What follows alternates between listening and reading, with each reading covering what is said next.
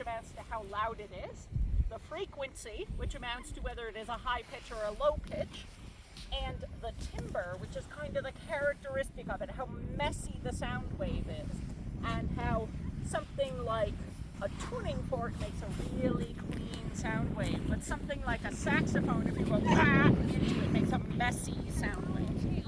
We talked about how and why different animals make noises because they want to and accidentally, that you might want to scare other animals and say, hey, I'm here, I'm gonna make a big noise, so listen. You might want to quietly talk to your others of your own kind of animal and be like, hey, we gotta sneak out of here before that lion eats us. Okay? So we are going to now go around to a few different areas and we are going to collect some data on the sounds we can hear. We're going to use some of the different ways. I need eyeballs towards me, please. All right. We're going to use some of those different ways we talked about for listening to sounds. The cup that you can smush up against your ear, so I'll give you back your cups.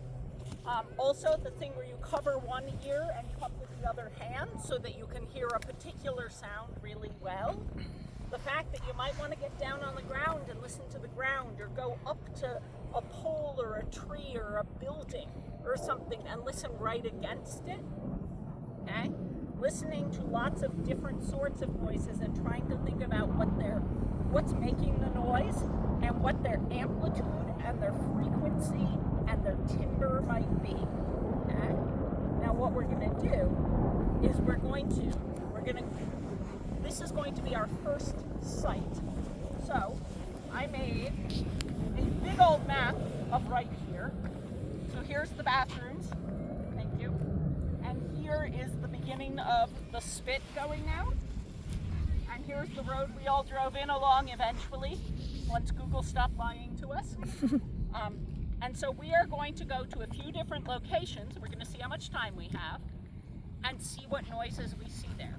We're going to divide into groups. This is something you do with science. You don't want to just get data one time. It might not be right. You might miss some things. You might get something wrong. So we are going to divide into 3 groups that are going to each try and get whatever kind of data they can. So the grown-up for each group is going to be in charge of keeping track of it. The kids are going to be in charge of getting the data and telling the grown-up. And we're going to look for 3 different kinds of sounds. Please do not mob your grown-up. They volunteered to help us and they did it really kindly out of the goodness of their heart. So if somebody's talking to the grown-up, let them have their turn and then take your turn after, because there's only one grown-up and a whole group of you. Yeah, Thank you. It's a good point. Be nice to your grown-ups. So we have sounds we're dividing into 3 kinds. Now grown-ups, you might need to remind the young folks that they should tell you which kind of sound. Not just like, I heard a horn. Like, yes, but is it? So our 3 kinds, we have biophonic, so that's living thing, bio like biology, and phonic means sound. So living thing sound is biophonic. This is the weird word, anthrophonic. Anthro means something people made. So that's why this has a picture of people and a crane and a car. The airplane, that's an anthrophonic sound. Me talking to you, that's an anthrophonic sound. If any of their phones make a clicky noise, that's an anthrophonic sound. Okay? And the 3rd category is geophonic sounds. So those are sounds that are made by parts of the earth that are not living things. So even though a tree is a living thing, the wind going through the tree, the wind isn't a living thing. Waves, thunder, there are things that are geophonic sounds. You may or may not be able to notice any. So what you're going to try to figure out, you're going to need to tell your grown-up, because the grown-up's going to write it down on the back, what the sound is. And if you don't know, you don't know. You can put a question mark. Which site we're at, I'm going to tell you what site we're at.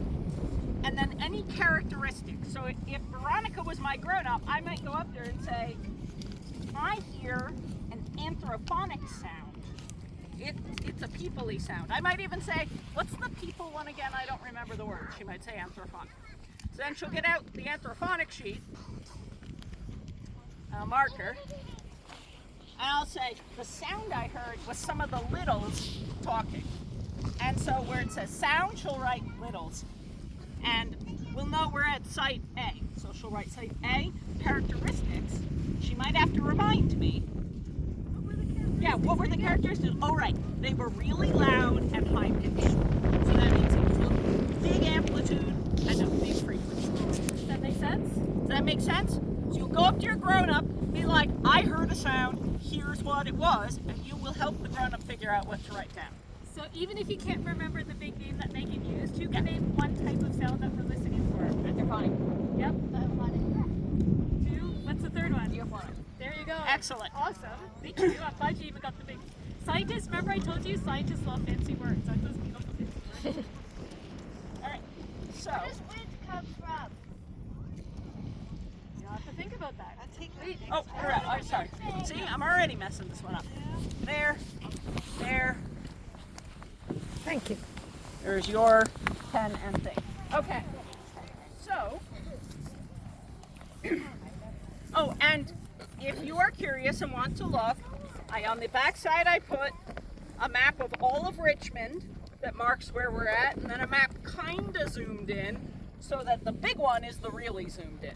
There's also like a photo map just in case that's easier for you to understand. Now,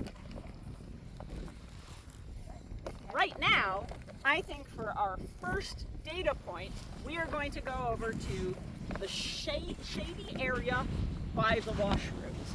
So, could I get you to put a big A right there? That is going to be site A. Cool. Thanks. So, grown-ups, our first site is going to be site A. All right? So which group? Oh, I'm so sorry. Divided? I'm so sorry. Young folks, would you please stand up and stand in a line next to each other? Make a line. Make a line. Make a line. Shayla, no, we've already started. See? Malcolm's part of it.